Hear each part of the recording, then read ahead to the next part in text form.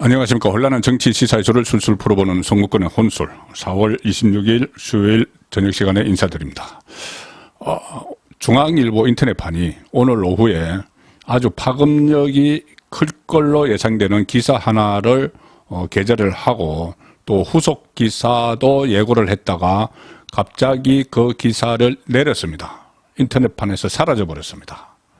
자, 그 기사 내용이 일단 뭔지 그 인터넷판에서는 내렸지만은 이것이 이미 복사가 돼서 온라인상에 남아있죠. 자, 기사 내용은 이겁니다. 제목은 이재명 뽑은 민주당 대선 경선 대리 투표 있었다. 관리업체 시인. 작년에 그 이재명과 이낙연 두 사람 또 정세균 김두관 있다가 중도 사퇴하고 했지만은 그 대선 후보 경선 과정에서 이 경선을 관리한 사람이 지금 돈봉투 사건의 송영길인데 당 대표였죠. 그런데 대선 그 관리를 편파적으로 해서 결국 그 이재명이 대선 후보가 됐는데 그 편파적일 뿐만 아니고 부정투표가 있었다는 이야기입니다. 대선 후보를 뽑는데 민주당 안에서 부정투표가 있었다는 이야기인데 이거 상당히 이낙연 후보 쪽에서는 용납 못할 이야기가 되는 것이죠. 이렇게 되면은 이재명 가뜩이나 지금 위기에 몰려 있는데 이 문제까지 걸리면 이재명은 버텨나갈 방법이 없습니다. 자, 이것이 또 검찰이 또 수사에 들어가고 할 수도 있는 문제죠. 그래서 일단 이 기사 중간 제목을 쭉 말씀을 드리겠습니다.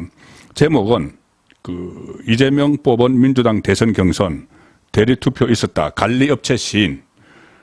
송영길이 지휘한 대선 경선 편파 논란이 확산되고 있다. 온라인 투표에서 유달리 이낙연 득표율이 낮았다. 관리업체를 추궁하니 대리투표 못 막았다. 이렇게 이야기를 했다. 대리투표. 그때 온라인에서 이낙연 득표율이 낮았는데 대리투표가 있었다는 이야기죠. 그때 온라인 담당, 그러니까 경선관리위원회에서 온라인을 담당했던 인물이 바로 또 이정건입니다. 돈봉투의 이정건. 송영길이 이 돈봉투로 대표가 되고 나서 농공행상을 했죠. 그때 윤관석이 사무총장이 되고 이정건이 사무부총장, 금배지를 안 단 사람들 중에서 가장 높이 올라갈 수 있는 자리죠. 사무부총장이 됐는데 또 거기에 그치지 않고 경선관리위원, 그때 경선관리위원장은 미스터 쓴소리라고 불리는 이상민 그 의원이고 경선관리위원으로 참여를 했습니다. 그리고 이정건이 온라인을 담당을 했는데 온라인 투표를 담당을 했는데 이게 좀 이상하다고 이낙연 후보 쪽에서 항의를 하려고 이정건에게 전화를 막 했는데 이정건이 전화를 안 받고 잠적을 했다는 겁니다. 그래서 이낙연 쪽에서는 송영길, 이재명 유착 의혹이 증폭된다.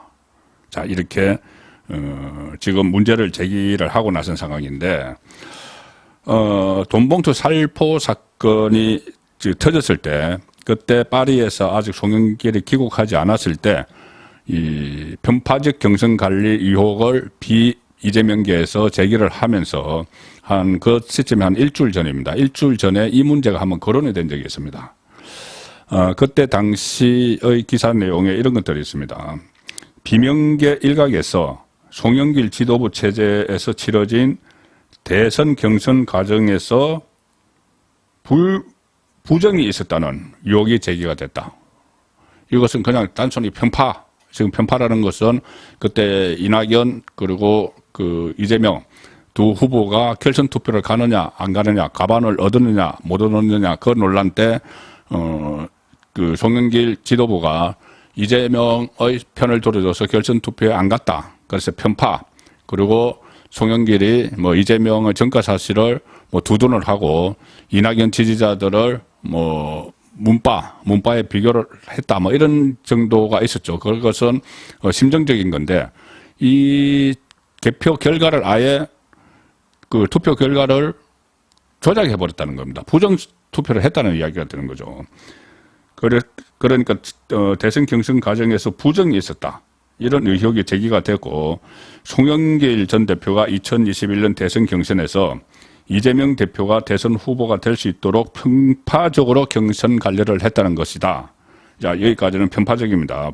좀 전에 말씀드린 대로 당시 당 지도부는 경선 도중 후보직에서 사퇴한 정세균, 김두관 후보가 받은 표를 무효표로 처리를 했습니다. 이 표를 무효표로 처리를 안 했으면은 이재명 후보가 얻은 표가 50%에 못 미쳐서 이낙연 후보와 결선 투표를 했어야 됩니다. 그런데 그때 이낙연 후보가 막 치고 올라올 때고 또 대장동 의혹이 확산이 되면서 결선 투표에 갔으면은 이낙연이 이 대선 후보가 될 가능성이 더 많았죠. 또 하나 그에 앞서서 그 송영길과 홍영표가 맞붙은 돈봉투 사건이 있었던 그 전당대 당대표 경선에서 0.59% 차이로 송영길이 이겨서 당대표가 돼서 뭐 그 2심, 송심 이렇게 하면서 이재명 쪽의 편파로 관리를 했는데 만약에 돈봉투가 없어서 홍영표가 당선됐다면 물론 홍영표도 돈 벌었다는 의혹도 있습니다만 어쨌든 홍영표가 당선이 돼서 당 지도부를 휘어잡았다면 친문이기 때문에 그 홍영표는 친문이기 때문에 이낙연을 지원을 했을 거다. 오히려 편파적으로 했을 거다. 그러면은 이낙연이 대선 후보가 됐을 가능성이 높았을 것이다. 이렇게 되니 이낙연 쪽에서 지금 부글부글 끓고 있는데 그리고 특히 대장동 돈을 호남 쪽에 대선 후보 경선 때 뭐 투입을 했다. 김용 그래서 지금 구속이 돼 있죠. 부글부글 끓고 있는데 실제로 대선 후보 경선에서 그런 뭐 돈 뿌리기 뭐 이런 것뿐이 아니고 부정이 있었다. 이렇게 되면은 이거 문제는 달라지는 거죠. 그래서 이낙연 전 대표 측은 그때 그러니까는 그 무효표를 하지 않았다면은 이재명이 얻은 표가 50%에 못 미쳐서 이낙연 후보가 결선을 치러야 되는 상황이었죠. 그래서 이낙연 전 대표 측은 특별 당규를 잘못했었기 때문에 바로 잡아야 한다. 이렇게 송영길 대표에게 계속 이야기를 했습니다. 이낙연 후보 쪽에서. 그런데 그리고 재심 요청까지 막 했는데 송영길이 이 재심 요청을 거부를 했죠. 당 분열이 된다. 뭐 이런 핑계를 대서 거부를 했습니다.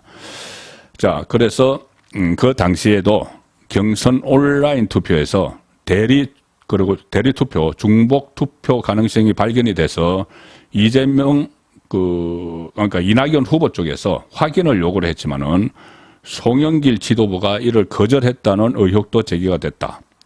자, 그래서 당시 대리 투표가 가능하고 실제 자행됐다는 문제를 제기하며 당에 확인 요청을 했지만 받아주지 않았다. 이런 정언들도 나옵니다.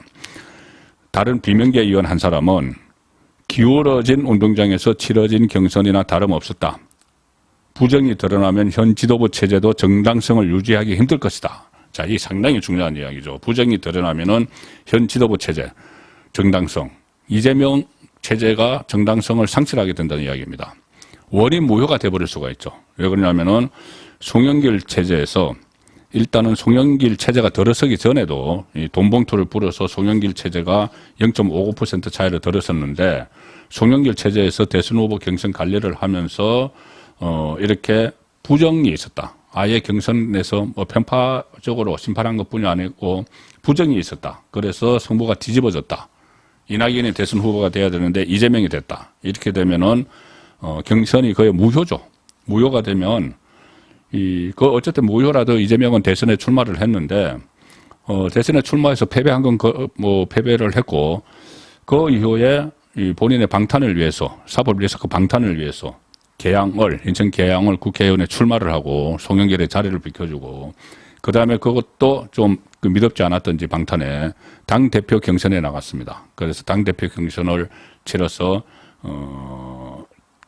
대표가 됐죠. 자, 그런데 원래 이 송영길 체제부터 무효였고 이재명이 대선 후보가 되는 게 무효다. 이렇게 확산이 되면은 이재명은 허허벌판에 설 수밖에 없는 상황이 됩니다. 그래서 오늘 중앙일보에서 사라진 왜 사라졌는지 지금까지는 해명이 없습니다. 해명이 나오긴 나올 텐데 사라진 기사의 핵심은 이겁니다.